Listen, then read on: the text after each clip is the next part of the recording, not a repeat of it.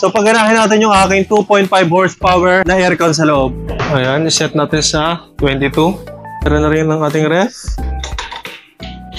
Magandang araw mga ka-Best Buys, and for today's video, tayo uli magpapadala ng ating Philking 4200 inverter silent generator dyan sa South UP, Maguindanao, Mindanao. Pero bago lahat mga ka-Best Buys, kung kayo po ay bago sa aming channel, kung maaari lamang po ay subscribe ang aming YouTube, bisitahin ang aming Facebook and TikTok account. And without further ado mga ka-Best Buys, tara at i-vlog na natin itong ating Philking 4200 inverter silent generator ng Philking.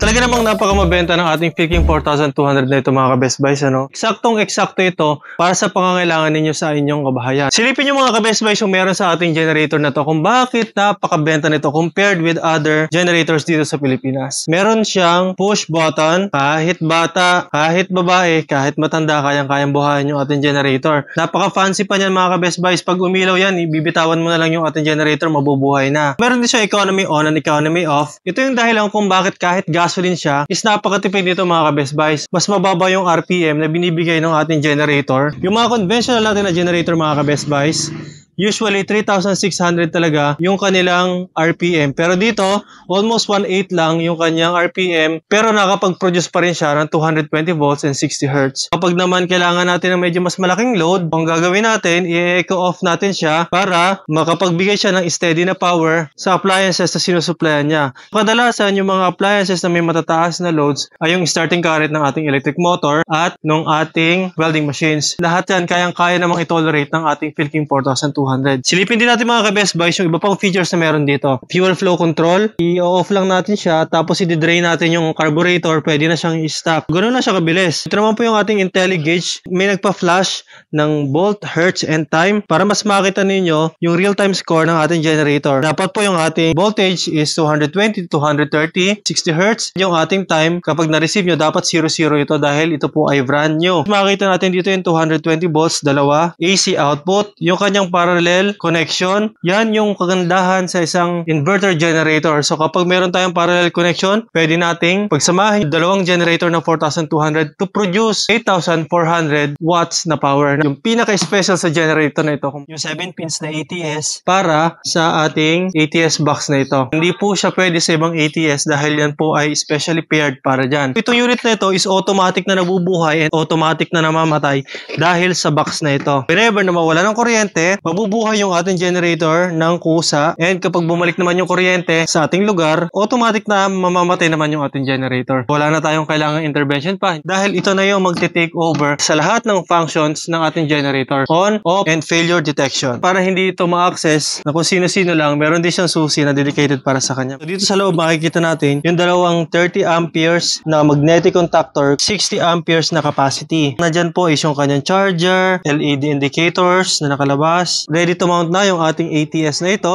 Magtotoksan tayo sa ating pader. Plug and play ito mga ka-Best Buys ha. Once na may connect natin ito sa generator, dire-diretso na pwede na natin gamitin. Kailangan lang natin is counting break-in para sa ating generator, and we can use it 100% na sa mga susunod na oras. Itest na natin yung ating generator para malaman natin na working siya bago natin ipadala kay Sir Ryan Pendon dyan sa Maguindanao, Mindanao. Push button muna. Yan. Naka-economy off. Economy on natin mga ka-Best Buys para bumaba yung kanyang RPM. Ito yung sinasabi kong na kahit mababa yung RPM nito, nakakapagbigay siya ng 220 volts at 60 Hz na kuryente. Ayan po, 233. Kadalasan po, kapag may battery na yung ating generator, hindi na po tayo gumagamit ng kanyang manual start. May mga nangyayari din kasi na insidente o na-worn out na yung ating battery life ng ating generator. Kaya, tuturuan ko kayo ngayon kung paano i-manual start ito kahit wala ng battery. So, dito po sa side panel niya, makikita natin dito yung kanyang carburetor. Tapos, may nakikita kayong yellow na yan. I-move lang po natin itong yellow na ito pa kanan. Pwede na nating hilahin yung recall start. Ito nga pala yung connection ng battery. I-disconnect na natin yan para malaman ninyo na mabubuhay siya kahit walang battery. Tapos dito naman natin siya papatayin.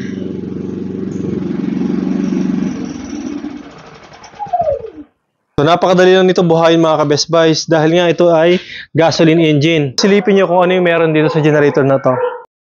So yung ating phase is single phase, 3,800 yung RPM natin. AC ampere, capacity is 17.3.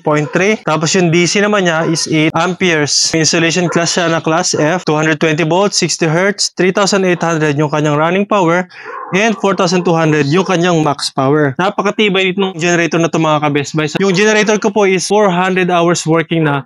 Pero, ang nagiging maintenance ko lang po doon is change oil and nililinisan ko lang po yung carburetor kapag po nagkakaroon ng bara. Ito yung ating best seller talaga. I-load test natin itong generator na ito. Paanda rin naman natin ngayon yung aircon namin na 2.5 horsepower na inverter. Direct tayo dito sa ating generator. Start natin yung generator. Ayan. So, pagganahin natin yung aking 2.5 horsepower na aircon sa loob. Buhayin natin yung TV. Ayan. Buhayin din natin yung ilaw natin. Ayan. Buhayin natin yung aircon natin. Ayan. Set natin sa 22. Ayan yung ating 2.5 horsepower na inverter. So, meron na kaya? Yan, meron na rin ng ating ref. May ilaw ng ating ref. And, pagpanda tayo ng fan. I-number 3 natin. Yan, medyo malakas yan kasi motorized yan. Silipin natin mga ka-Best Buys yung ating generator.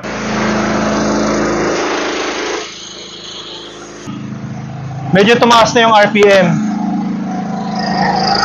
Ayan, so ang taas na. Silipin natin yung amperes na kinukuha ng aircon at saka ng mga appliances na buhay ngayon. Ito yung ating lamp meter. Makikita natin dyan kung ilang amperes na yung ating ginagamit. Ayan. 8.4, 8.5,